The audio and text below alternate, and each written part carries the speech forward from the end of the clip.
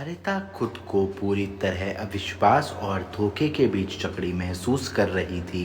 उसके भीतर धीरे धीरे गुस्से का स्तर बढ़ रहा था। वह चाहती कि जल्द से जल्द अपने गुस्से पर काबू पा ले, लेकिन वह कुछ नहीं कर पा रही थी। असहाय की तरह सिसकने के सिवाय वह कुछ नहीं कर सकती थी। सरिता को सोच सोच कर अचानक चक्कर आने लगा था। उसकी आंखों के सामने पूरा कैफे घूम रहा था। इसके बाद उसने अपनी आंखें पूरी तरह बंद कर लीं और गिनती गिनने लगी। 1, 2, 3।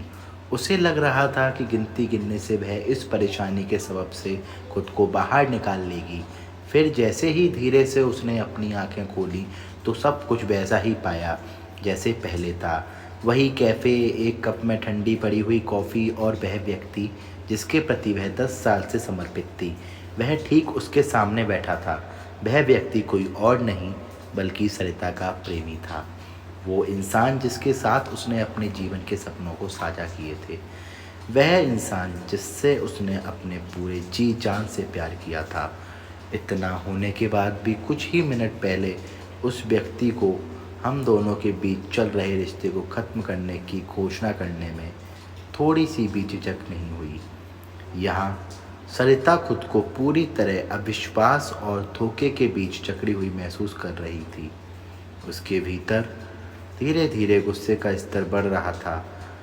वह चाहती थी कि जल्द से जल्द अपने गुस्से पर काबू पा ले, लेकिन वह कुछ नहीं कर सकती थी। असहाय की तरह सिसकने के सिवाय वह कुछ नहीं कर सकती। सरिता भली भांति जानती थी कि इससे पहले कि उसका दिल टूटे, उसे अपनी भावनाओं पर हर हाल में काबू पा लेना है। अपने रिश्ते को ख़त्म करने वाले प्रेमी को आखिरी बार देखते हुए सरिता ने अपना बैग उठाया और अपने बीच हुई गरिमा के साथ तुरंत कैफ़े से निकल आई। इसके बाद बड़ी मुश्किल से वह पास के एक पार्क में पहुंची और एकांत जगह देखकर वहीं बैठ गई। पार्क में बैठे बैठे अचानक वो रोने लगी। आंसुओं से उस भरी आंखों के बीच अचानक उसने अपने पैरों के पास कुछ गर्म और अस्पष्ट पड़ी हुई चीज़ महसूस की। सरिता ने नीचे देखा तो एक टूटे हुए पंख वाली छोटी सी चिड़िया पड़ी हुई थी और वह उड़ने की काफ़ी कोशिश कर रही थी। अचानक से अपने सामने उस छोटी चिड़िया की दयनीय हालत देखकर सरिता को अपना दुख और कष्ट बहुत ही बौना सा लगने लगा। यहाँ वह अपने प्रेमी के चले जाने मात्र से रो रो कर बेहाल हो रही थी, जबकि यह छोटी चिड़िया एक पंख टूट जाने के बावजूद उड़ने के लिए जद्दोजहद कर रही है और हार नहीं मान रही थी।